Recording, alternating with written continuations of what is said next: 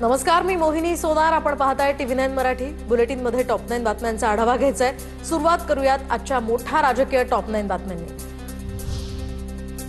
कधी नाही ते उद्धव ठाकरेंनी मराठवाडा दौरा केला, पण दुर्दैवानं गावात माणसंच नसायची. लोकांचा विरोधकांवर विश्वास नाही. फडणवीसांची ठाकरेंवर टीका, तर स्थानिक निवडणुकीमध्ये विरोधकांचा बुरखा फाडून जागा दाखवण्याची वेळ.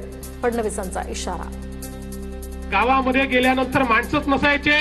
आमचे अंबादास दानवे माणसं अरे कुठे गेले, अरे माणसं आणा, अरे माणसं आणा, असे माणसं आणायचे.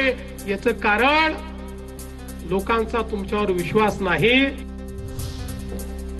विरोधकांच्या फेक नॅरेटिव्हला बिहारच्या जनतेनं उत्तर दिलंय. न सुधारल्यास आता स्थानिक निवडणुकीमध्ये सुद्धा विरोधकांची माती होईल.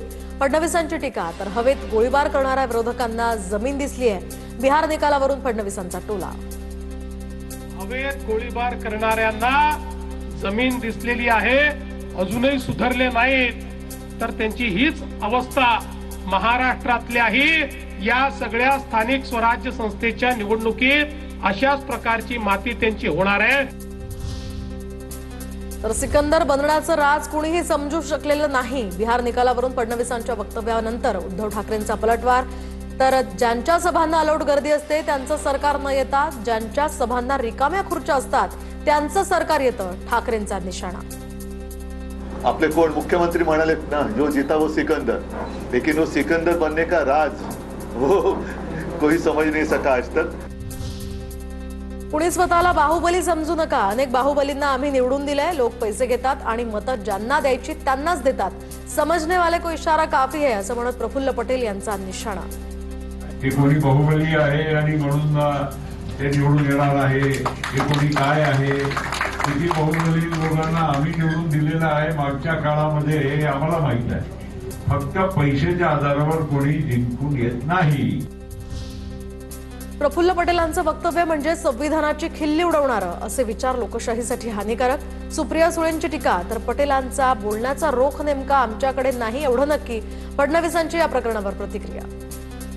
आपल्या कितीतरी लोकांनी एवढं मोठं योगदान आणि स्वातंत्र्य मिळवलं, त्याची खिल्ली उडवण्यासाठी ही जे विचारधारा आहे ही अतिशय दुर्दैवी आणि एका सशक्त लोकशाहीसाठी हानिकारक आहे.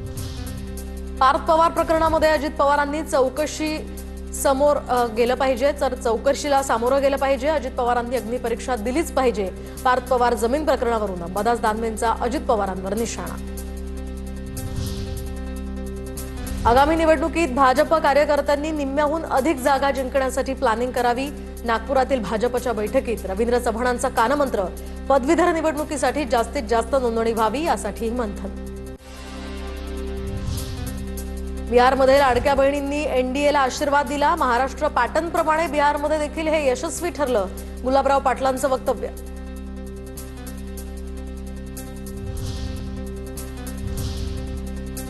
आणि आता बघूयात स्थानिक निवडणुकांच्या रणधुमाळी संदर्भातल्या टॉप 9 घडामोडी.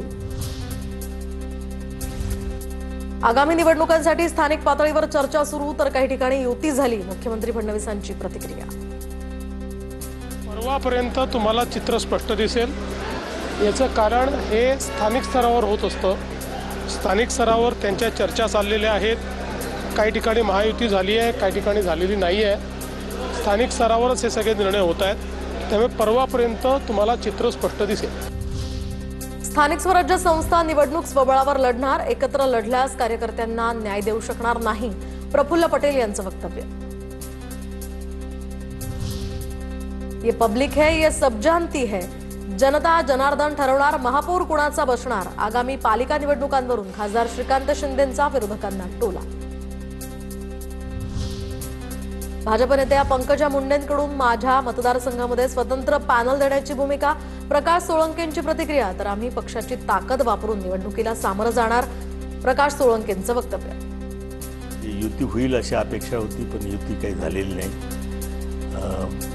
भाजपच्या नेत्या पंकजाताई यांनी भाजपचे स्वतंत्र पॅनल माझ्या मतदारसंघात घेण्याची भूमिका घेतलेली आहे. त्यामुळं आम्ही एक पक्ष म्हणून आमची राजकीय जी काही ताकद आहे ती पूर्णपणे वापरून या निवडणुकीला सामोरं जाणार आहोत. जतमध्ये दोन्ही राष्ट्रवादी एकत्र लढणार नाही, जयंत पाटलांची घोषणा. तर सांगली संदर्भात विश्वजित कदम विशाल पाटलांसोबत 3 वेळा बैठकीत निवडणुका कशा लढवायच्या या संदर्भात चर्चा झाली. जयंत पाटलांचं स्पष्टीकरण. मला टार्गेट करण्यापेक्षा विरोधकांनी ईश्वरपूरच्या विकासाला टार्गेट करावं, जयंत पाटील यांचा विरोधकांना सल्ला. तर मागील 9 वर्षात ईश्वरपूरचा विकास हा विरोधकांना करता आला नाही, जयंत पाटलांची टीका. पक्षातच माझ्या विरोधात षडयंत्र होत असल्यानं राजीनामा दिला, योगेश क्षीरसागर यांची प्रतिक्रिया. निवडणूक जवळ आली तरी विचारणा होत नव्हती, पुढील दिशा आणि निर्णय लवकरच आम्ही जाहीर करणार, क्षीरसागर यांच्याकडून स्पष्ट. सन्मानानं महायुती होत नसल्यास ताकदीच्या भरवशावर लढण्यास तयार, गेल्या वेळी वन साइड सत्ता मिळाली, गुलाबराव पाटलांकडून स्पष्ट. सुनील तटकरेंनी भाजपसोबत युती करून नीतिमत्ता घालवली, मंत्री भरत गोगावलेंची टीका. तर महाड नगर परिषदेमध्ये शिवसेनेचा ऐकला चलोरीचा नारा, मंत्री भरत गोगावलेंची माहिती. दरम्यान माझ्याकडे 1 बोट दाखवताना तुमच्याकडे 4 बोटं असतात, तटकरेंचा पलटवार. आमची नीतिमत्ता, आमची नियत हे आम्ही खासदारकीला दाखवून दिली, कारण निवडणूक आहे आणि निवडणुकीला आता ते पण सामोरे आहेत. आम्ही आत्ताच होईल नाही ना काय ते दूध का दूध पाणी का पाणी.